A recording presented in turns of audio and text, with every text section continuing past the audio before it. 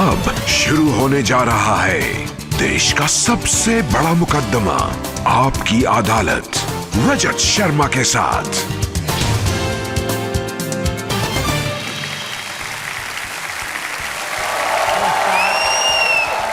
Thank you, thank you, thank you very much. आपकी अदालत में आज मेरे मेहमान हैं एक बहुत खास शख्सियत, एक ग्लोबल सुपरस्टार जिन्होंने म्यूजिक की दुनिया में बहुत नाम कमाया। नई जनरेशन उनकी दीवानी है। ये रैपर हैं, ये राइटर हैं, ये सिंगर हैं और नाम है बादशाह।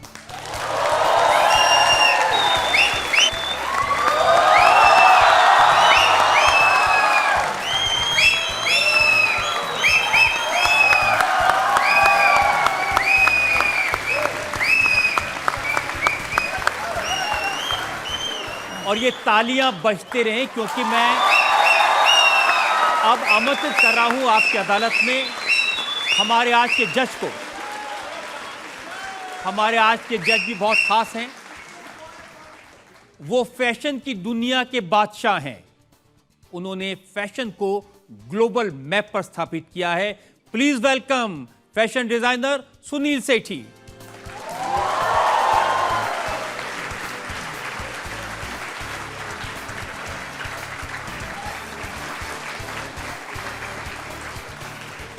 और सबसे पहले आपकी अदालत में आज के जज सुनील सेठी की इजाजत चाहेंगे आज की कार्रवाई शुरू करने के लिए। इजाजत है। तो आइए शुरू करते हैं आज का मुकदमा।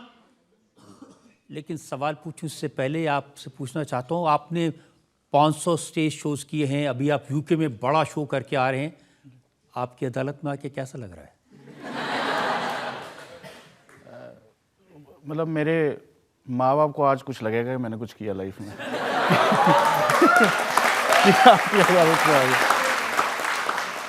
नहीं सर, आपसे मिलने का मौका मिला और मतलब जगह थोड़ी सी अजीब है लेकिन बहुत अच्छी है। बहुत अच्छी है। तो आइए शुरू करते हैं आज का मुकदमा। आपकी अदालत में पहला इल्जाम बादशाह पर। आपकी अदालत में पॉप और रैप स्टार बादशाह पर इल्जाम है कि ये सबसे ज्यादा कंफ्यूज्ड हैं। बादशाह असली नाम आदित्य प्रतीक सिंह सिसोदिया जी घर का नाम बिट्टू जी रैपर का नाम कूल इक्वल जी और पब्लिकली बादशाह। जी इतना कंफ्यूजन क्यों है भाई नाम में? सर आदित्य मम्मी ने रखना था, प्रतीक पापा ने रखना था। तो पता नहीं उनको अपने आप पे भरोसा था या नहीं कि तो कहते हैं इसी के दोनों नाम रख देते हैं, सिंह सिसोदिया सरनेम है। तो अब आए दोनों गांव से हैं, तो गांव में आदित्य प्रतीक तो किसी को बोलना नहीं आता था, तो कहते इसका कोई छोटा नाम बताओ, तो बिट्टू पड़ गया फिर। हाँ, तो फिर बिट्टू बुलाते थे। फिर जब मैंने रैप करना शुरू किया इंग्लिश में, तो मेरी ईमेल आईडी होती थी cool=@ कुछ तो होती थी, याहू पता नहीं, हॉटमेल होती थी। हाँ, यही चलता था। तो cool= नाम रख लिया। फिर मैंने लगा यार ये नाम में वज़न नहीं है इतना जितना मुझ में वज़न है। तो फिर बादशाह हो गया।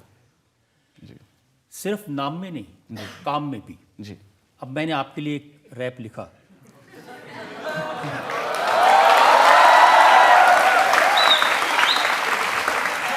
BHU में पहले आया, मेस में आंदोलन करवाया, वहां से भागा, स्टीफन्स आया, वो भी जल्दी से छोड़ दिया, मैंने सबको कंफ्यूज किया। पापा ने बनाया इंजीनियर, नौकरी ने बना दिया गेटकीपर, जी पर मुझे तो होना था पॉपुलर, मैं बन गया रैपर। जी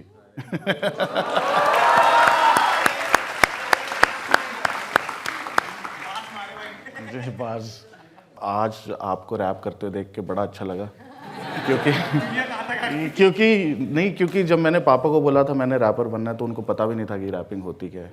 तो मैंने उनको समझाया कि कहते क्या करना चाहता है तू, बता तो दे, हमें समझा तो दे। तो उनको तो सिंगर्स पता थे, रैपर पता नहीं था। तो फिर आज मैं उन्हीं को कहना चाहता हूँ कि पापा देखो मैंने करके दिखा दिया। आप रोकते थे मुझे रैप करने से, आप रोकते थे मुझे रैप करने से, मैंने दुनिया को सिखा दिया।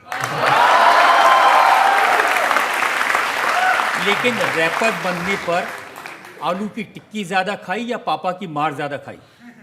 दोनों दोनों। देखो पापा की मार तो बहुत ज़रूरी है। मुझे ऐसा लगता है कि जिसको पापा की मार नहीं पड़ी वो इंसान नहीं बनता। मतलब वो बड़ा हो जाता है लेकिन इंसान पापा की मार से बनता है। और आलू की टिक्की सर बहुत खाई है। जो बिट्टू टिक्की वाला था, जो बहुत मशहूर बिट्टू टिक्की वाला है, मैं ट्यूशन पढ़ने जाता रानी बाग, वो बिल्कुल 10 कदम की दूरी पे होता। तो टिक्की ट्यूशन ख़त्म होके टिक्की भी बहुत खाई है।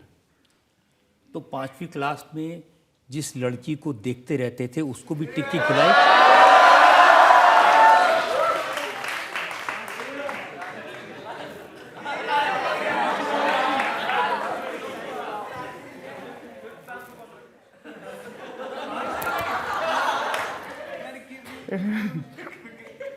नहीं देखता ही रहा सर मैं। नहीं कुछ 5वीं से 8वीं तक वो मेरी बेंच पार्टनर थी। तो अभी वो एक बहुत बड़ी डॉक्टर हैं, लेकिन मेरी बेंच पार्टनर होती थी। और वो जब मुझसे बात करती थी मैं देखता भी नहीं था उनकी तरफ, तो मैंने देखा ही नहीं। तो बस 8वीं क्लास में जब राखी उन्होंने राखी बांध दी तो रिश्ता तो बना के जाऊंगी। तो ये जो आइडियाज थे लड़की ब्यूटीफुल, तो ये वहीं से आने शुरू हो सर ये गए? मेरा आइडिया नहीं था एक्चुअली। मैं विकासपुरी में बैठा था और हम मोमोज खा रहे थे। और मेरा एक दोस्त था, उसकी वो चुल वर्ड बहुत यूज़ करता था। तो बस वो वहाँ से आइडिया आया। और ये अभी तो पार्टी शुरू हुई है? ये मेरा आइडिया था सर, ये मेरा आइडिया था। ये मेरे चाचा जी हैं एक, वो हर चीज़ पे बोलते हैं अभी तो पार्टी शुरू हुई है। तो मैंने कहा चाचा जी ये मतलब ये भी खैर चाचा जी का आइडिया, लेकिन हम ना ऐसे इधर उधर से आइडियाज़ लेते रहते हैं। जैसे आपको हर चीज़ में न्यूज़ दिखती है, हमें हमें हर चीज़ में लिरिक्स दिखते हैं। लेकिन जो पहली बार आप गाना लेकर के मुंबई गए थे, जी, जहाँ प्रोड्यूसर गायब हो गया था, गायब हो गया था। क्या बात। तो सर मुंबई के बारे में हमने सुना था कि वहाँ पे ना ठीक लोग नहीं होते। तो हमें क्या पता था कि हमें भी गलत लोग ही मिलेंगे। तो एक प्रोड्यूसर थे, बहुत बड़े प्रोड्यूसर थे, हमें उन्होंने दिल्ली में बुलाया, पहले बहुत बड़े घर में बुलाया। मतलब घर ऐसा कि उसके लिए गूगल मैप चाहिए, ऐसा घर था। तो बुलाया, बिठाया, खूब खातिरदारी करी। कहते हमने तुम्हारा नाम सुना है। मैं कि इतना तो नाम नहीं है जितना तूने सुन लिया। तो कहते हमें तुमसे गाना चाहिए। मैंने कहा ठीक है गाना बना देंगे, मैं इतने पैसे लेता हूँ। तो उन्होंने एडवांस दिला दिया, कुछ हज़ारों में एडवांस था वो। तो मैंने कहा ठीक है। कहते फिर आप ना मुंबई आ जाना हफ्ते बाद। तो मैं अब वो जो एडवांस आया था उसी पैसे से फ़्लाइट कराई और मुंबई गया। और थोड़ा टशन के चक्कर में बिज़नेस क्लास करा ली कि अब तो स्टार बन गए। तो मुंबई गया मैं, उनको फ़ोन मिला रहा, फ़ोन नहीं उठा रहे। तो होटल भी फिर 5 स्टार ही कराया था। तो मैंने कहा चल होटल में तो रुक के जाऊँगा और बढ़िया। तो वो गायब हो गए। फिर वो अभी शिल्पा मैम की एक दिवाली पार्टी थी अभी हाल ही में, तो वहाँ पे वो इंसान मुझे मिले। मुझे तो याद भी ना था कि वो वही थे। तो वो मुझे ए ब्रदर। मैं क्या कौन है भाई, मैं तो जानता नहीं। तो वैसे मेरी मेमोरी अच्छी है, मैं फेस याद रख लेता हूँ, नाम चाहे ना भी याद हो। तो कहते आपको याद है दिल्ली में हम मिले थे? मैं क्या नहीं।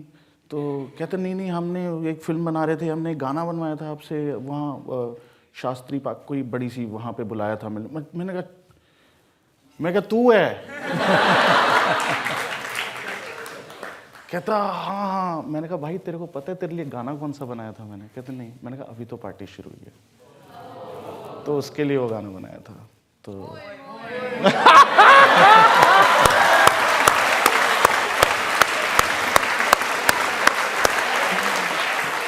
मोए हो गया उसके बाद। लोग समझते हैं कि बादशाह तो बड़े घर में पैदा हुए, जी। बादशाह ने तो अपनी ज़िंदगी की शुरुआत ही सिल्वर स्पून से की। मैं पैदा एक ऐसे घर में हुआ था जो मतलब एक दिल्ली में घर होते हैं, फ्रंट होता है और बैक होता है, पतली गली होती है। तो जो हमारा घर था वो किराए पे था और 2 कमरे थे, वहाँ रहते थे हम। और वो जो पतली गली होती थी वही हमारा प्लेग्राउंड होता था। वहाँ कोई जब कंस्ट्रक्शन के लिए मिट्टी गिर देता था तो वो हमारा प्लेग्राउंड बन जाता, कोई ईंटें रख देता तो उसमें खेल लेते। वहीं साइकिल चलानी सीखी, वहाँ पैदा हुए थे सर। और लेकिन मेरे माँ बाप ने अपब्रिंगिंग में कोई कसर नहीं छोड़ी और मतलब औकात से बढ़ के ही किया जो भी किया। तो मुझे याद है एक बहुत बड़ी टाइमेक्स की घड़ियाँ होती थी उस टाइम, बहुत महंगी होती थी। तो अखबार में ऐड आई थी, तो मैंने ऐड काट के वो पापा के ब्रीफकेस में रख दी कि जब वो ऑफिस जा रहे थे, स्कूटर पे जाते थे, तो शाम को मुझे याद है मैं खेल रहा था और उन्होंने वो घड़ी निकाल के मुझे दे दी और वो घड़ी बहुत महंगी थी। अब जो आप गाने गाते हैं जी। जो रैप गाते हैं, जो सिंगिंग करते हैं, तो पसंद आता है मम्मी पापा को? हाँ, वो मम्मी तो काफ़ी क्रिटिक करती हैं कि ये तेरा गाना चलेगा, ये तेरे को ये नहीं करना था। जैसे एक सनक गाना था, उस पर थोड़ा विवाद हुआ था, बहुत पोलराइज्ड ओपिनियन थे मेरे घर पे। मम्मी कहती नहीं सही है, पापा कहते नहीं गलत है, ये तो ऐसा नहीं करना चाहिए। तो ये है, लेकिन घर पे ज़्यादा काम की बात करते नहीं हैं वो। क्या बात करते हैं घर पे? डांटते हैं वो सोता नहीं है टाइम पे, खाना नहीं खाता टाइम पे, अपनी हेल्थ का ख्याल रख। और रिश्तेदारों की चुगलियाँ बहुत करते हैं, वो चुगलियाँ ही चलती रहती है, चाची ने ये कर दिया, मामी ने ये कर दिया, बुआ ने ये कर दिया। और मेरे को भी बड़ा मज़ा आता है उसमें। तो लड़की ब्यूटीफुल करके ही चुल हो जाता। कई बार ऐसे लगता है कि इतना कन्फ्यूजन लाइफ में है कि आप गलत फैसले लेते हैं। आपने एक टीवी चैनल बनाया कि मैं MTV को बीट कर दूंगा। आया था मेरे मन में एक बारी कि मैं एक टीवी चैनल बनाऊंगा और MTV को ख़त्म कर दूंगा मैं 6 महीने में ख़त्म। 6 महीने में चैनल ख़त्म हो गया। फिर आपको फिल्में बनाने का शौक चढ़ा? हाँ, तो पहली फिल्म गलती से बनी थी, वो हिट हो गई। फिर मैं क्या, मुझसे बड़ा प्रोड्यूसर ही नहीं है कोई, स्क्रिप्ट तो मुझे ही आती है जज करनी। दूसरी फिल्म बनाई, वो 35 लाख रुपए कमाए उसने सिर्फ। भाई पब्लिक में पूछते हैं जो लोग सवाल पूछना चाहते हैं। आपको लगा ये दावत है, पर मैं आपको बता दूं ये रजत जी की अदालत है, थोड़ा बच के रहिएगा। आने वाली शामत है। आने वाली शामत है। ये मैं पहली बार देख रहा हूँ आपकी अदालत में सवाल भी रैपर की तरह पूछे जा रहे हैं। आंसर ऐसे एक्सपेक्ट मत करना। आपने शाहरुख खान की मूवी से अपना नाम बादशाह तो रख लिया जी, लेकिन शाहरुख खान ने आपके लिए क्या किया? मुझे लगता है शाहरुख खान को मेरे लिए कुछ करने की ज़रूरत नहीं है। वो हैं इस धरती पे, उन्होंने यही बहुत कुछ कर दिया।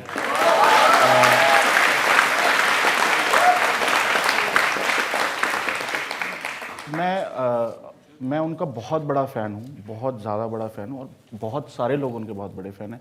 लेकिन उन्होंने मेरे लिए एक बहुत स्पेशल चीज़ करी। उन्होंने मेरे कुछ काम कहा था, उनकी एक टीम है, उसके लिए गाना बनाने को कहा था। तो मैंने वो गाना बना के उनको दिया। तो फिर उनकी वो पूजा मैम जो उनकी मैनेजर हैं, वो पूछते कि भाई पैसे वैसे। मैं क्या, मैं तो धन्य हो गया आज, मतलब मेरे को मौका मिला सर के लिए काम कर। कहते नहीं, तो पागल है, बता। मैंने कहा तो मुझे ना प्ले स्टेशन चाहिए, नया प्ले स्टेशन आया था, PlayStation 5। तो कहते हाँ पक्का? मैं क्या हाँ। मैं क्या लेकिन वो लॉन्च नहीं हुआ अभी तक।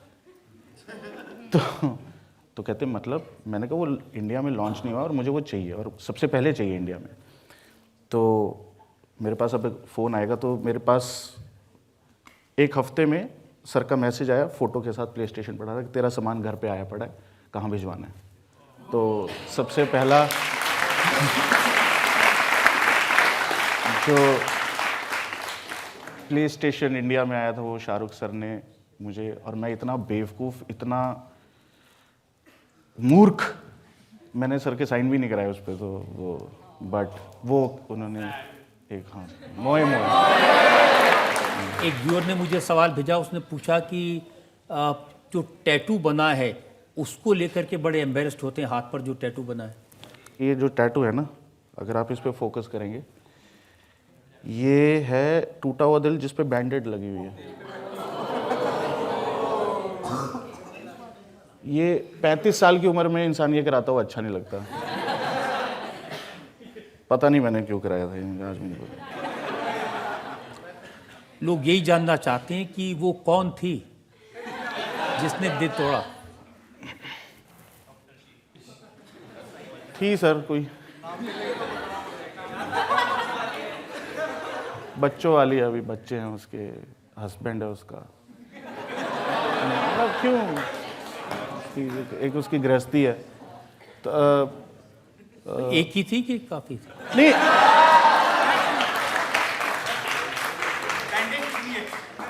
तोड़ने वाली तो एक ही थी, बाकी जिनके कई बार तो सर पता है आर्टिस्ट लोग ना इतने पागल होते हैं, कई बार जानबूझ के दिल तोड़वा लेते हैं, मतलब जानबूझ के ना, मतलब ऐसा कुछ सिचुएशन क्रिएट कर लेते हैं कि कोई बात नहीं, हाँ कुछ तो आए, मतलब कुछ, हाँ, और ना मतलब अजीब से इंसान होते नहीं तो दिल टूटने का फायदा क्या होता है? सर बहुत फायदा, अच्छे हिट गाने निकल जाते हैं, बहुत हिट गाने। दिल टूटने से कौन से गाने निकले? एक गाना किया था सर मैंने, लाइटें बंद टीवी ऑन नहीं होता, मैं हमारे कमरे में नहीं सोता, मैं ओल्ड स्कूल मुझसे मूव ऑन नहीं होता, मतलब ऐसे से सब अजीब लोग हैं। हम प्यार के पीछे भागते हैं और फिर जब प्यार मिल जाता है तो फिर प्यार से दूर भागते हैं। तो ये कश्मकश क्या है ये समझ नहीं आती। आपकी अदालत में बहुत ज्यादा पर्सनल बातें तो हम नहीं करते हैं, हाँ। तो इसलिए एक ब्रेक ले लेते हैं। हाँ एक ब्रेक के रुकते हैं, ब्रेक के बाद आपकी अदालत में बादशाह पर सवालात और इल्जामात का एक और। बैठी बैठी मैं तूने आग भर दी, खाली बोतल में शराब भर दी। क्या क्या लिखा है यार, बैठी बैठी में तुम्हें आग भर दी, और फिर लिखा कि तेरी कसम बिल्कुल सीधी सादी मैं, तूने लड़की खराब खराब कर दी। है।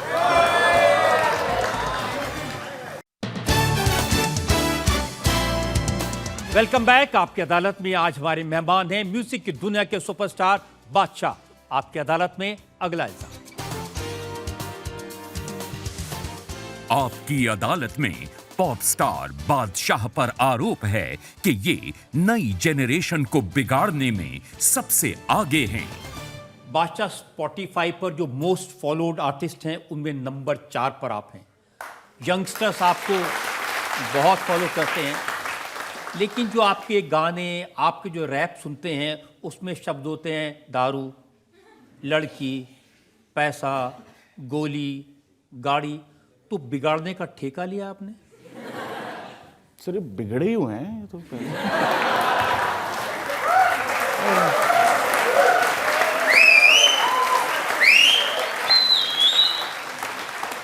और सर मुझे ऐसा लगता है कि थोड़ा सा तो बिगड़े हुए होना चाहिए ना, थोड़ा सा।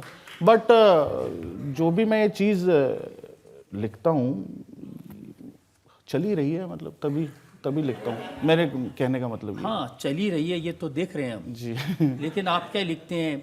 बैठी बैठी मैं तूने आग भर दी, खाली बोतल में शराब भर दी। क्या लिखा है यार, बैठी बैठी में तुम्हें आग भर दी, और फिर लिखा कि तेरी कसम बिल्कुल सीधी सादी मैं, तूने लड़की खराब कर दी। चरम सीमा है ये उसकी लिखाई की। नहीं मतलब सर आर्ट तो वही है कि बिना कुछ कहे सब कुछ कह जाना। आई थिंक इट्स ये बहुत मुझे ऐसा लेकिन लोग कहते हैं कि आपने तो पूरी जनरेशन खराब कर दी। नहीं लगता है मैंने जनरेशन खराब की, जनरेशन यहीं बैठी है। मैंने सोशल मीडिया पर देखा कि छोटी छोटी बच्चियां इस गाने पर डांस कर रही थी और बाद में पेरेंट्स से मार खा रही थी। तो पेरेंट्स वो गाना सुन लें, बच्चे ना सुने। तो पेरेंट्स भी तो सुन ही रहे हैं सर वो गाना, और फिर वो कह रहे हैं कि बच्चों को ना सुने। वो बड़े होकर उन्होंने भी पेरेंट्स ही बनना है। तो मतलब तो सारे गाने ऐसे होते हैं, जी भर के नाच ली बेबी आंटी पुलिस बुला लेगी। हुआ था मेरे साथ तो मैंने लिख दिया, तो पुलिस आई तो सेटलमेंट हो गई, फिर चली गई तो कर लिया हैंडल। और लुधियाना में आपके शो में पिस्तौलें निकल गई। लुधियाना में हम शो कर रहे थे, करियर के शुरुआती टाइम की बात है, और बखरा स्वैग वगैरह आ गया था थोड़ा, मतलब वो सीन हो गया था कि तो हम शो कर रहे, उसने पिस्तौल निकाल ली, मैं क्या सर ये अंदर रख ले, कहते यार खुद तो तू गोलियों की बात करता है, पिस्तौल देख के तेरी फट रही है, मैं क्या सर यहाँ नहीं यहाँ थोड़ा अंदर डाल लो, पिस्तौल जेब में डाल लो। तो ये होता है, नॉर्मल है। हाँ ये होता है। आप लिखते हैं बम तेरा गोते खाए, तेरी कमर पे बटरफ्लाई।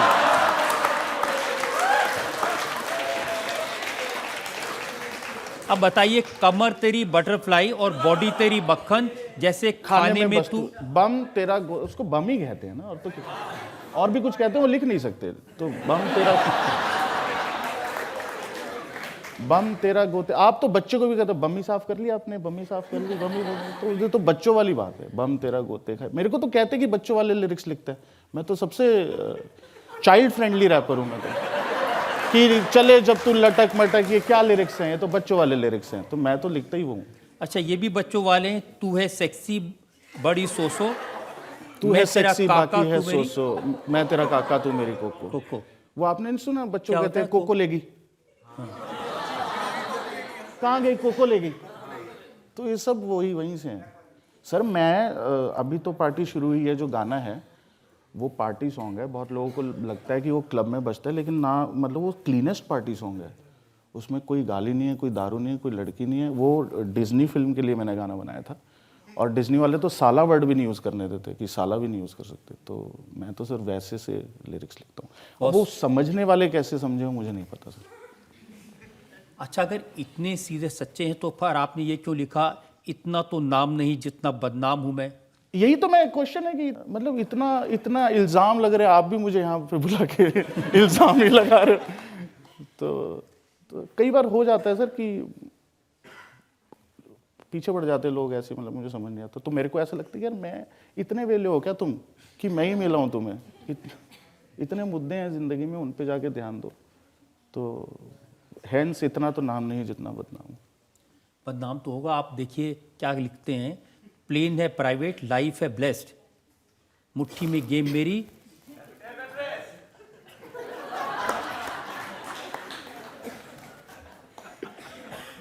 सर कुछ लोग, देखो कुछ लोगों पे तो मेरे को बहुत गुस्सा है, और मुझे एक ही गिफ्ट मिला है, वो है लिखाई, और मैं उसको यूज़ करूँगा एक्सप्रेस करने के लिए। मैं ये नहीं कहता सारे लोग ऐसे, आप जैसे लोग भी हैं जो बहुत अच्छे हैं, जो 30 साल से शो मर्यादा के साथ चला रहे हैं, लेकिन मुझे ऐसा लगता है कि कुछ मीडिया वाले हैं जो बहुत ही बेवकूफ़ हैं सर, मुझे ऐसा लगता है, जो सेंसेशनलिज्म के चक्कर में ना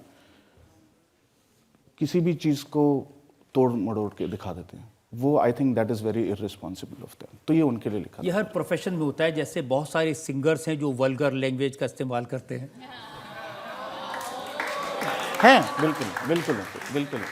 बिल्कुल है, मैं मानता हूँ।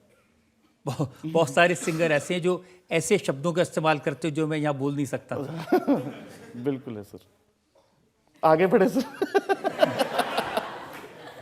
तो आप क्यों करते हैं ऐसा?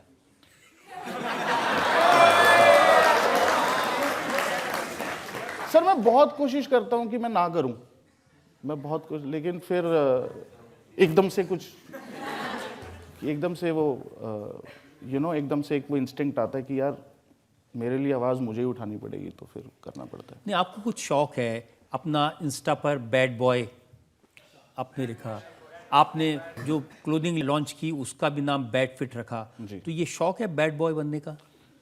सर मैंने एक्सपेक्टेशन ही ज़ीरो कर दी ना दुनिया की, कि बैड बॉय हूँ तो कुछ भी करूँगा वो फिर अच्छा ही होगा। मतलब इससे पहले आप मुझे गाली दो, मैं हाँ हूँ भाई, मैं बुरा इंसान हूँ, और मुझे पता है मैं कैसा हूँ, लेकिन मैंने लोगों के लिए एक्सपेक्टेशन ज़ीरो ही कर दी है। देखिए जिसको इतने लोग फॉलो करते हैं, स्पेशली यंगस्टर्स जो फॉलो करते हैं, उसको थोड़ा तो संभल के चलना चाहिए। सर मैं तो संभल के ही चल रहा हूँ। अच्छा वो जो आपने शिव जी का मजाक उड़ाया था वो संभल के चल रहे थे? शिव जी का कोई मजाक नहीं उड़ाया सर, बिल्कुल भी। मैं तो उनका बहुत बड़ा भक्त हूँ, मैंने उनका कोई मजाक नहीं उड़ाया। मैंने उसमें कोई ऐसा कुछ बोला ही नहीं कि मैंने उनका मजाक उड़ाया।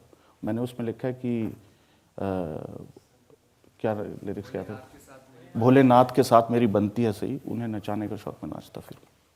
ये वही करा रहे हैं जो मेरे से करा रहे हैं। नहीं, और उसमें जो एक दो शब्द इस्तेमाल किए थे जो बाद में आपने एडिट किया। हाँ, वो ये था कि उस गाने में वो, तो बेसिकली उस गाने में ही भोलेनाथ का नाम आ गया, तो शायद काफ़ी लोगों को ऑफेंड हुआ, और उसके लिए मैंने माफ़ी भी मांगी। क्योंकि जब आप लिखते हो एज अ क्रिएटिव, आप काफ़ी चीज़ें नहीं सोचते, आप सिर्फ क्रिएटिव प्रोसेस के बारे में सोचते हो, लेकिन आपको फिर ये भी रियलाइज़ होना चाहिए, जो कि मुझे समय के साथ साथ रियलाइज़ होता है या करा दिया जाता है, कि you are also a socially responsible citizen of a country. और वो मैंने एक्सेप्ट किया और उसके लिए मैंने माफ़ी भी मांगी। मैंने भगवान की किसी भी तरह के, किसी भी आइडल की, किसी भी भगवान की कभी मैंने कोई गलत बात नहीं की, ना मैं कह सकता हूँ। पब्लिक से पूछते हैं अगर इनके मन में सवाल है। हाँ। आप कुछ कहना चाह रहे थे? रैप बोलना चाह रहे, बोलिए। पड़ोसी पूछे घर पे करता क्या है काम लोंडा, 12 लोग गैल लगता नहीं आम लोंडा, दाढ़ भीच के यो करे बात सब कयो, घूर घूर देखे रोले तारे सुबह शाम लोंडा, नशे वाली चीज पाली ना कदी भी ओए, टोरा पूरा लेरा बोस वाली फील लोए, तेरी छाती ते भी चोड़े मारे टायर बोए, मैं चढ़ चढ़ के यो मानता नहीं हार छोरा, 2 लीटर का रखा काला घोड़ा फोड़ का, चढ़ा दूं उसके ऊपर जो घना हूं बोल रहा, यंग ब्लड मारा मारे यो उबाले रोज बात चीज स्ट्रोंगर, लोंडा भी तो तगड़ा हो रहा, क्रेजी कहवे मुझे गैल खिल लगे एम, डिफरेंट लाइफस्टाइल मेरी डिफरेंट, मेरी वॉक बॉय, बुल्ट का यो जोड़ा रखा जोड़ा शेफर डॉग बॉय, होप बॉय कहवे मुझे करम कंडी छोरा, मैं RCNG की गाड़ी में भी काटूं पूरा टोरा।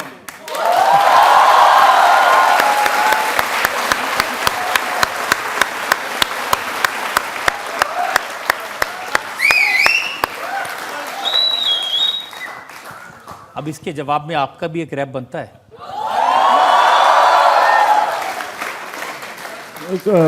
कुछ लिखा था मैंने, मतलब मेरा जैसे एजेंडा है कि इंडियन म्यूज़िक को ग्लोबल ले जाने का, तो ये गोरे बोरों से हिंदी बुलवा देंगे, काइली जेनर को बिंदी लगवा देंगे,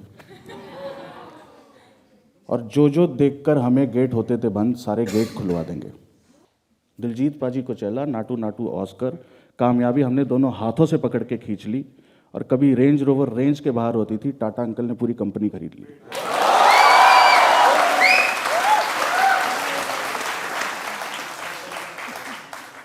जो भी मिली है ब्लेसिंग्स हमें वो थोड़ी ना लगे, जो भी जितनी भी मिली हैं ब्लेसिंग्स हमें थोड़ी ना लगे, और हमारी बोली की कहीं बोली ना लगे, और ये ग्रैमी व्रैमी सारे आए पड़े हैं, किसी सिद्धू मूसेवाले को गोली ना लगे।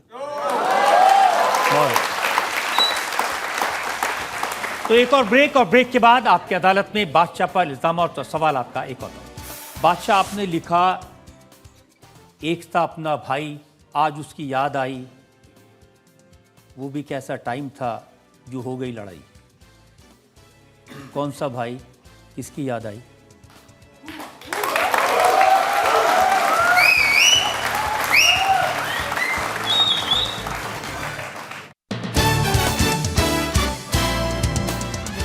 Welcome back. आपकी अदालत में आज हम मुकदमा चला रहे हैं सिंगिंग के ग्लोबल स्टार बादशाह पर। आपकी अदालत में अगला एग्जाम।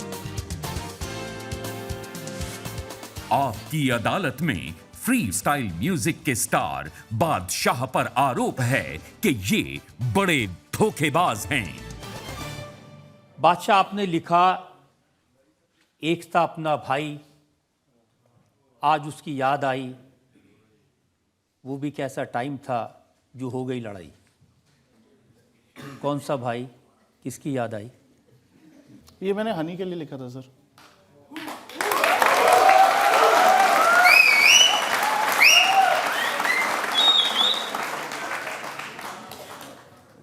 हैवी सवाल पूछ लिया। हाँ, उनके लिए लिखा था। आपने फिर उनके लिए ये भी लिखा था इनसे गेम क्रैक नहीं हो रहा, कुछ लोग का कमबैक नहीं हो रहा। ये तो दुनिया को पता है सर, ये तो दुनिया को पता है तो किसके लिए। हाँ, लेकिन जिससे आपकी इतनी दोस्ती, इतना रिलेशन रहा, उसके बारे में ऐसी ऐसी बातें कहना। क्या सर, इतना तो हक बनता ही है, इतनी तो नोकझोंक तो बनती है। मेरा भाई है, मैं कुछ मर्जी कह सकता हूँ, कोई और कुछ नहीं कह सकता।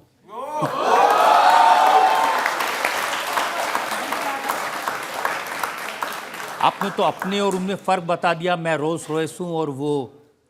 सर ये चलती रहती हैं, ये कुछ जो हमारा जॉनर है म्यूज़िक का, जिस जॉनर से हम आते हैं वहाँ पे चलता रहता है। वहाँ पे ये अगर ये नहीं होएगा तो एंटरटेनमेंट कहाँ से आएगा? Eventually it is entertainment, but इससे ज़्यादा कुछ नहीं। नहीं, लेकिन ये सच है कि हनी सिंह और आप करीबी थे, साथ रहे। हनी सिंह ने आपको गाना लिखना सिखाया, रैप करना सिखाया। तो नहीं है सर, नहीं? ये सच नहीं है। हाँ, ज़्यादा हो गया। सर वो भाई हर किसी को तो नहीं कहता मैं, हम साथ थे और जिगर का टुकड़ा था मेरे को, और मैं लिखता था उनके लिए। उन्होंने लिखना नहीं सिखाया था, मुझे लिखना आता था, तभी हम मिले थे। मैं लिखता था उनके लिए और वो म्यूज़िक बनाते थे, और जोड़ी क्या ही खतरनाक थी हमारी कि हमें नाचने का शौक था, उसे नचाना आता था।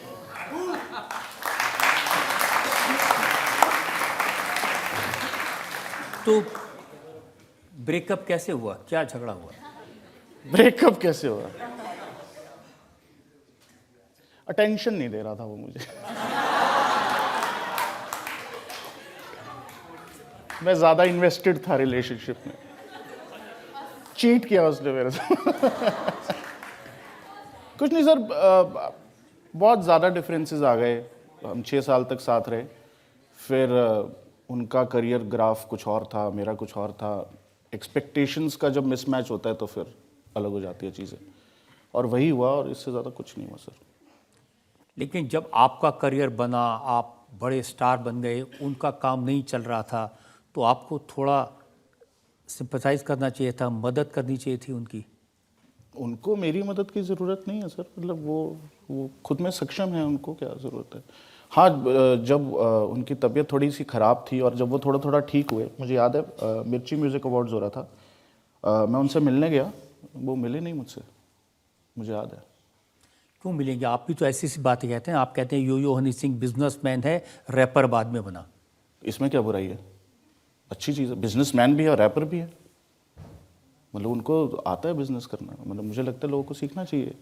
भाई आपके बारे में तो कहते हैं कि यूट्यूब पर जो नंबर मिलते हैं वो एनहांस किए जाते हैं। कैसे? आपने दावा किया था पागल के लिए 70 मिलियन व्यूज़ हैं जी। लेकिन यूट्यूब ने उसको एक्सेप्ट नहीं किया। उन्होंने कहा कि इसको पैसा दे के नंबर बढ़वाए गए। तो पैसे दिए थे सर, गूगल एडवर्ड्स होते हैं, उसके लिए पैसे दिए थे। कोई गलत काम तो किया नहीं, वो रसीद है मेरे पास बाकायदा उसकी। गूगल एडवर्ड्स यूज़ किए थे सर। मेरे को ये था कि मेरा गाना, एक इंडियन गाना वर्ल्ड में नंबर 1 बने, क्यों नहीं बन सकता? तो उसके लिए गूगल एडवर्ड्स हमने यूज़ किए, और बिल्कुल सारी दुनिया यही करती है, बोलती नहीं है। मैंने ठोक के बोला कि मैंने किया। या सारी दुनिया करती है, पकड़ी नहीं जाती, आप पकड़े गए? नहीं सर, मैंने बताया, मैं तो सोशल मीडिया पे आके बताया था कि मैंने गूगल एडवर्ड्स यूज़ किए हैं, और उससे मैंने ये व्यूज़ आपके सामने रखे हैं। तो वो जो आपने पैसा खर्च किया, 72 लाख रुपए सुना खर्च किए, उससे फ़ायदा हुआ? हाँ, वो जो चाहिए था वो मिल गया। सर क्या होता है, जब आप गाना निकालते हो, आप चाहते हो मैक्सिमम लोगों तक जाए।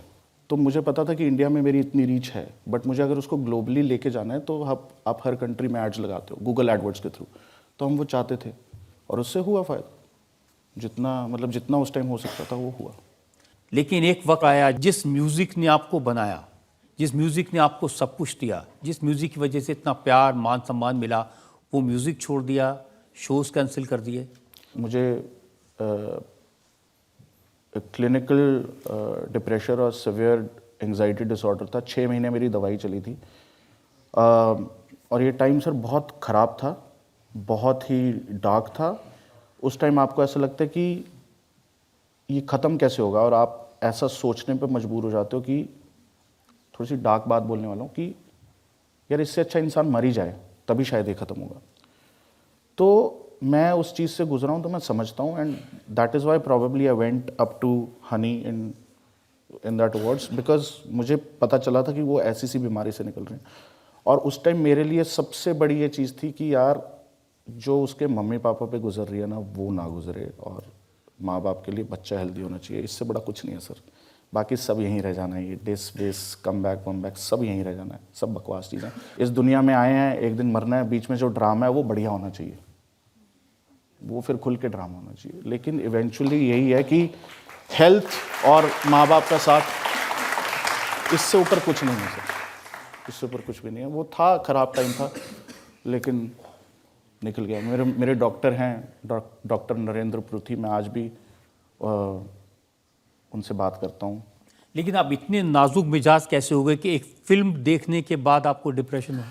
सर वो ये हुआ था कि मेरा इलाज उस टाइम चल रहा था, तो अब वो इलाज में आपको गोली लेनी होती है जब आपको एंग्जाइटी वगैरह होता है, एक साइकिल होता है। तो मेरा इलाज चल रहा था, तो मैं फिल्म देखने चला गया लुटेरा, देखिए आप लोगों ने, रणवीर सिंह और सोनाक्षी सिन्हा की। भाई वो फिल्म देख के मैं निकला, मेरे को डिप्रेशन गंदे वाला अटैक, और मैंने हर दवाई की ना डबल डोज ले ली। मैं गया और मैं सो गया, और सुबह उठ के ना मैंने डॉक्टर को फ़ोन किया। मैंने कहा डॉक्टर यार एक प्रॉब्लम हो गई। कहते क्या हुआ? मैंने कहा यार मैंने ना रात को फिल्म देखी थी लुटेरा, और बहुत ज़्यादा एंग्जाइटी हो गई, बहुत ज़्यादा डिप्रेशन हो गया, और मैंने ना हर दवाई की डबल डोज ले ली। ये दवाई का ना आप डोज के हिसाब से चलना होता है, आप अपने तरफ से ऊपर नीचे नहीं कर सकते। तो कहते अच्छा, तो कहते एक काम कर। मैं क्या? हाँ। कहते रांझना बिल्कुल मत देखियो। तो वरना ट्रिपल डोज लेनी पड़ती। तो पता नहीं क्या होता, तो छोटे छोटे ट्रिगर पॉइंट्स होते हैं सर, पता नहीं क्या चीज़ ट्रिगर कर जाए। तो एंग्जाइटी के बारे में मैं आपको बता देता हूँ, मुझे ये मौका मिला है। एंग्जाइटी सबको होती है, किसी को सांप को देख के हो जाती है, किसी भी चीज़ से एंग्जाइटी होती है। जब वो एंग्जाइटी लंबी हो जाए तो उसको डिसऑर्डर कहते हैं, एंग्जाइटी डिसऑर्डर कहते हैं। तो ये एंग्जाइटी डिसऑर्डर होता है सर। जब आपको इतना अनुभव है, आप उसमें से निकले, वापस आपने अपना करियर बनाया, तो नौजवानों को ये भी बता दीजिए कि ऐसे निकलना कैसे होता है ऐसे डिप्रेशन से। प्लीज़ इसको इग्नोर मत करो, बिल्कुल भी इग्नोर मत करो। वैसे तो अगर ज़्यादा खराब, जैसे मैं जब अपने डॉक्टर के पास गया था, तो मेरे को ये लगा था कि मैं डॉक्टर को सब कुछ बताऊंगा। मैं भरा बैठा था। एक तो जो वार्ड होता है ना, न्यूरो साइकेट्री वाला वार्ड, वहाँ पे जब आप जाते हो आपको लगता है आपके आसपास ऐसे लोग होते हैं, आपको लगता है आप पागल हो गए, तो वहाँ पे और ज़्यादा ट्रिगर हो जाता है। तो मैंने सोचा मैं डॉक्टर, क्योंकि आपको लगता है डॉक्टर सुनेगा आपकी, तो मैं डॉक्टर के पास गया, मैंने डॉक्टर को बताना शुरू किया। उसने 1 मिनट भी नहीं सुनी, उसने दवाई लिख के दे दी। तो मैंने जब थोड़ा बहुत ठीक हुआ, 3 महीने बाद मैंने डॉक्टर से पूछा, मैं कि डॉक्टर मेरे को ना आप ये बताओ कि मैं जब आपके पास आया था आपने मेरी सुनी नहीं बात, बिल्कुल भी बात नहीं सुनी। कहते साले तेरा इतना बुरा हाल था, तेरे को दवाई ना देता तो तू जाता। तो वर्स्ट केस में मेडिकेशन होती है, और ऐसा कुछ नहीं है, हर चीज़ का इलाज है, लेकिन it is very important for you to stay happy. वो खुशी बहुत ज़रूरी है। अब उन लोगों के बीच में रहो जो तुम्हें खुशी देते हैं, वो चीज़ करो जो तुम्हें खुशी देती है, उससे ऊपर कुछ भी नहीं है। मैं बताऊं, प्लीज़ यही है और कुछ नहीं है, खुश रहना बहुत। और दूसरा, कभी डिप्रेशन हो जी तो डॉक्टर के पास जाने से हेजिटेट ना करें। बिल्कुल, डिप्रेशन के लिए हेल्प सीख करो, थेरेपी सीख करो, बहुत हेल्प करता है, बहुत हेल्प करता है। आपने बहुत अच्छा किया कि यंगस्टर्स को ये सलाह दी। और तो देख के रुकते हैं अब, और ब्रेक के बाद आपकी अदालत में बादशाह पर इल्जाम और सवालात का एक और दौर। Welcome back. आपकी अदालत में आज हमारे मेहमान हैं सुपरस्टार सिंगर बादशाह। आपकी अदालत में अगला आपकी अदालत में रैप स्टार बादशाह पर इल्जाम है कि ये सबसे बड़े ड्रामेबाज हैं। अब देखिए आप किस किस तरह के ड्रामे करते हैं। एक तस्वीर मेरे पास है जी, शॉर्ट्स पहने हैं, नाड़ा बाहर लटक रहा है, एक पैर में अलग रंग की जुराब है, दूसरे में अलग तरह की। ये ड्रामा जनता को दिखाना चाहता हूं मैं। क्या जरूरत थी? सर वो फैशन है, फैशन है वो। अच्छा है, मेरे को तो अच्छा लगा। वो सर बैठे हैं, वो सर बताएंगे, वो फैशन है सर। नहीं, ये सब लोग वो तो फैशन के मास्टर हैं। जी जी। तो सुनील सेठी आप ही बता दीजिए, ये नाड़ा लटकाना फैशन है? जो बादशाह चला दे वो फैशन।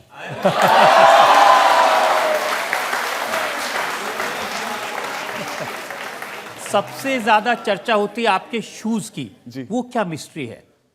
कोई मिस्ट्री नहीं सर, जूते हैं। बचपन में खाए हैं, अब खरीद रहे हैं। और बहुत जूते खरीदते हैं। बहुत खाए भी है ना। मेरा सवाल ये है कि आपने लंबोर्गिनी तो खरीद ली पर आपको गाड़ी की चाबी निकालना नहीं आया, ऐसा क्यों? मुझे पता नहीं था उसका पहला गियर कैसे डलता है। वो पैडल शिफ्ट से डलता है उसका पहला गियर, मुझे नहीं पता। कौन वाला गियर तो होता नहीं। साले चलाइएगा भी।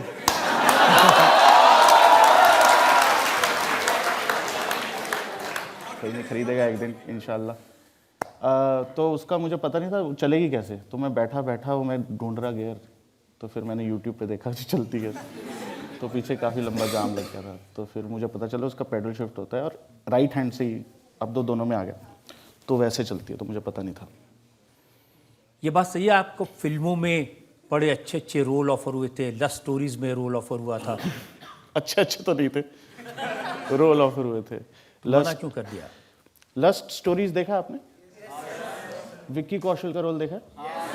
तो विक्की कौशल का रोल ऑफर हुआ, तो करण सर मुझे रोल समझा रहे थे। मैं क्या सर, मैं ये रोल क्यों करूँगा, मैं तो मतलब हाँ थोड़ा मर्दानगी के खिलाफ है ये रोल, ऐसा सा माइंडसेट था।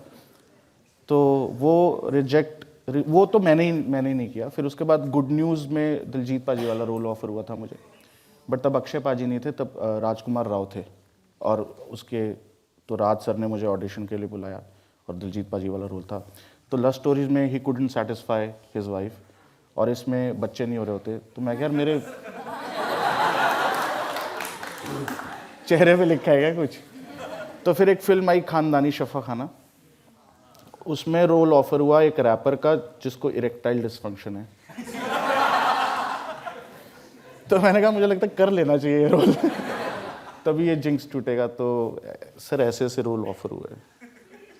तो कोई वजह रही होगी ना? आई डोंट नो, पता नहीं, शायद लगता हो ऐसे ही होते हो ये लोग, मुझे तो पता नहीं सर। सर आपका एक गाना है हार्टलेस, उसकी इंस्पिरेशन पूछनी है, वो कहाँ से आई? That's a very very very nice song.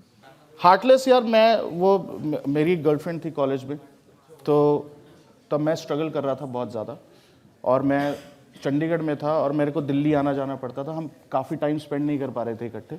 तो मैंने उसके लिए लिखा था कि मुझे मालूम है मेरा चेहरा तेरे दिल का सुकून है, तू भी मेरी इन रगों में बहता खून है, कहने को दूर है दिल के करीब है, पैसे का नशा भी जाने जाना एक जुनून है, तुझे कैसे मैं बताऊं तू कितनी मासूम है। मासूम तो नहीं थी वो। मुझे पता है तू है परेशान क्योंकि मेरी पहली एल्बम पिछले 2 सालों से कमिंग सून है, पर तू हिम्मत ना हार, दिल छोटा मत कर, साथ मेरे चल मेरा हाथ पकड़ कर, आंखों में तू आंसू लेके सोया ना कर, बेबी बादशाह की जान है तू रोया ना कर। वो समझ जाती तो आज अपने गाने तो सब सुनते हैं, आपको किसके गाने अच्छे लगते हैं? कोई एक गाना सुना दीजिए। यार मेरे को आजकल किंग के गाने सुनाइए ना एक गाना प्लीज। मान मेरी, मैं तो उसके गाने सुना दे यार।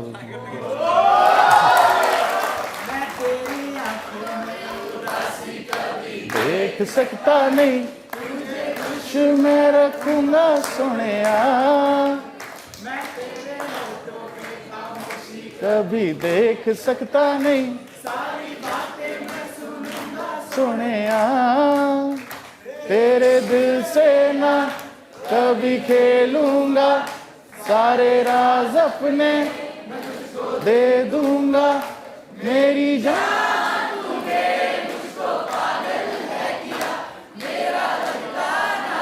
तेरे बगैर तू मान मेरी जान, मैं तुझे जाने ना दूंगा, मैं तुझको अपनी बाहों में छुपा के रखूंगा। बहुत अच्छे, बहुत अच्छा। My question is that I heard you sing a song with a Hollywood artist. Do you have any plans for any other Hollywood artist collaborations? जिसकी किस्मत अच्छी होगी कर लेगा अपना।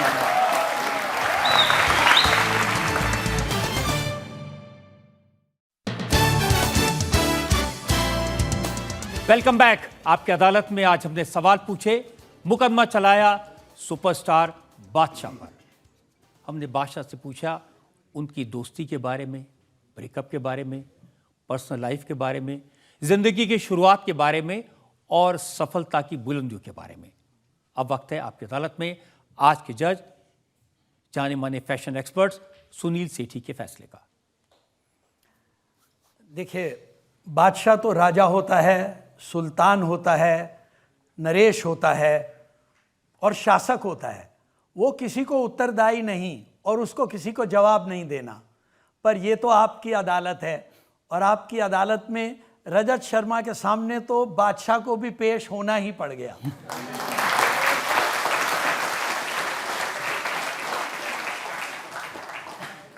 आपकी लोकप्रियता के कारण हमारी अदालत में आपकी हाजिर जवाबी से, आपके मुस्कुराते हुए चेहरे और आपके उत्तरों से सब लोग बिल्कुल मनमुग्ध हो गए। पर बात यह है कि जज को तो निष्पक्ष होना चाहिए। पर मैं एक दुविधा में हूं कि यहां तो रजत जी को पता नहीं था कि ये तो जज ही बादशाह का फैन निकला।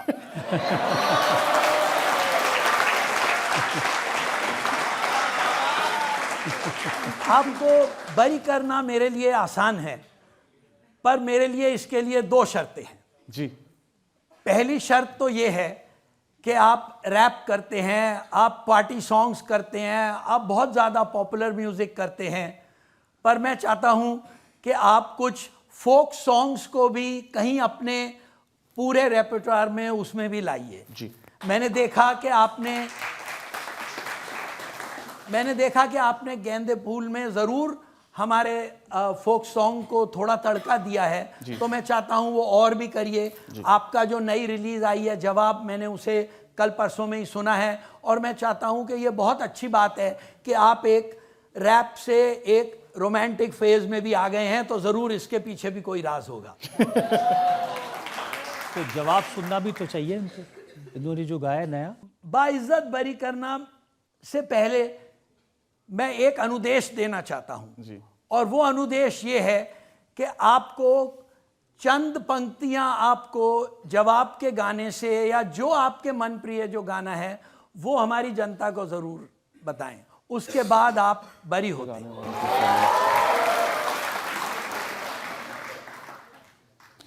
ये मुनासिब होगा हमको थाम लो के, हम भी चांद ढूंढने लगे हैं बादलों में, नाम शामिल हो चुका है अपना पागलों में।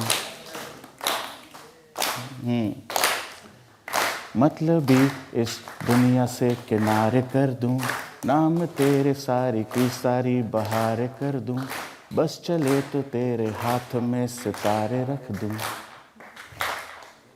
इतना ही है। मेरी दुआ है कि बादशाह की बादशाहत इसी तरह कायम रहे, लोगों को एंटरटेन करते रहें, उनकी फ़ैन फॉलोइंग बढ़ती रहे और दिन दूनी रात चौगनी तरक्की करें। इस दुआ के साथ आज का शो यहीं ख़त्म करते हैं। अगले हफ्ते आपसे मुलाकात होगी एक नई शख्सियत के साथ। तब तक के लिए नमस्कार।